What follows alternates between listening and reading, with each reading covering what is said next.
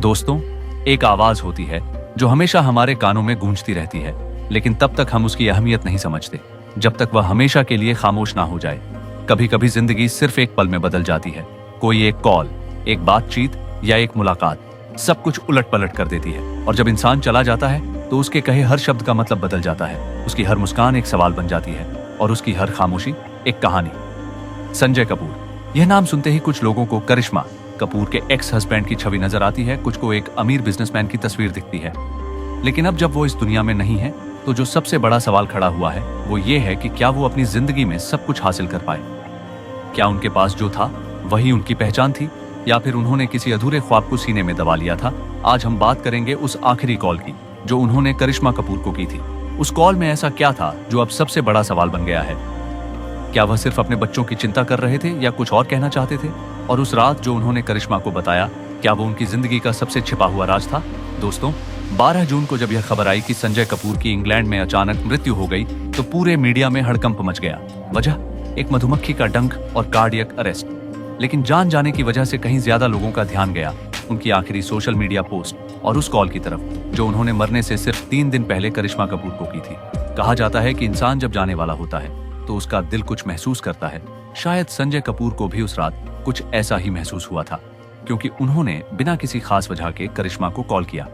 Call की शुरुआत हल्की और सामान्य थी, लेकिन जैसे जैसे बात आगे बढ़ी वो एक गहराई में उतरती चली गई जो अब जाकर समझ में आती है। करीब रात 10:30 करिश्मा अपने बच्चों को सुला रही थी, तभी उनका मोबाइल वाइब्रेट हुआ। स्क्रीन पर नाम था संजय कपूर। कुछ सेकंड उन्होंने स्क्रीन को देखा, फिर कॉल उठाया और हल्की आवाज में बोली, हेलो। संजय की आवाज थोड़ी थकी हुई और शांत थी। करिश्मा, डिस्टर्ब तो नहीं किया मैंने, बस कुछ बात करनी थी। करिश्मा ने पूछा, सब ठीक है ना? संजय हंसे और बोले, हाँ सब ठीक है, लेकिन मन नहीं है। उस एक लाइन से करिश्मा भी चुप हो गई। फिर धीरे धीरे बात आगे बढ़ी। संजय बोले, करिश्मा, तुमसे कुछ शेयर करना चाहता हूँ। बहुत दिनों से दिल में था, लेकिन कभी हिम्मत नहीं हुई।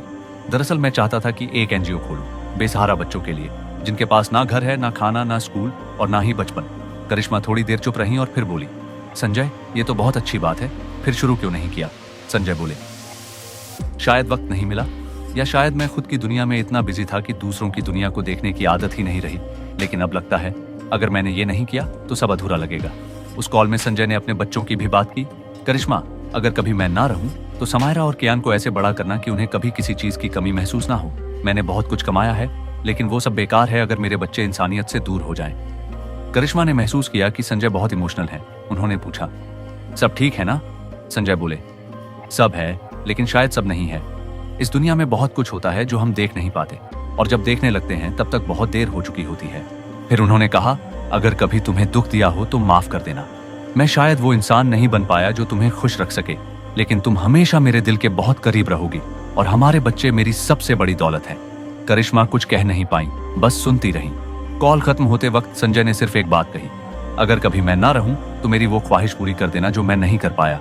वो एनजीओ मेरी आत्मा की आवाज थी, और वो काम किसी को तो करना ही होगा। करिश्मा ने बस इतना कहा, ठीक है, मैं देखूंगी। कॉल वहीं खत्म हो गई, लेकिन बात वहीं नहीं खत्म हुई। 9 जून की वो रात और 12 जून की वो दोपहर जिसने सब कुछ बदल दिया। इंग्लैंड के विंसर पोलो क्लब में एक हाई प्रोफाइल पोलो मैच चल रहा था। संजय कपूर भी मैदान में थे, पूरी एनर्जी के साथ, लेकिन खेल के बीच अचानक उन्होंने अपनी गर्दन पकड़ ली और घुटनों के बल झुक गए।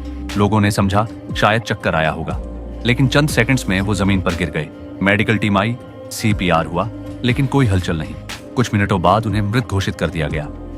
इंडिया में रात का वक्त था। करिश्मा कपूर के मोबाइल पर इंग्लैंड से कॉल आया। फोन उठाया, आवाज आई, करिश्मा, संजय अब नहीं रहे। कुछ सेकंड वो कुछ समझ ही नहीं पाई। उनके साथ उनकी माँ बबीता थी और दोनों वहीं फर्श पर बैठ गईं, मानो जमीन खिसक गई हो। इसी बीच लोगों का ध्यान गया उस ट्वीट की ओर जो संजय कपूर ने मरने से 3 दिन पहले किया था।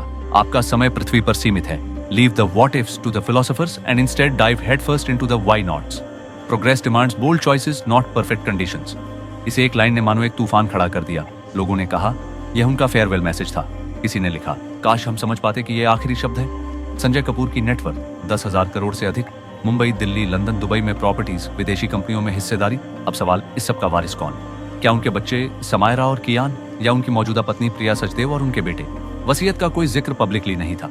अब सब कुछ लीगल सिस्टम के भरोसे है।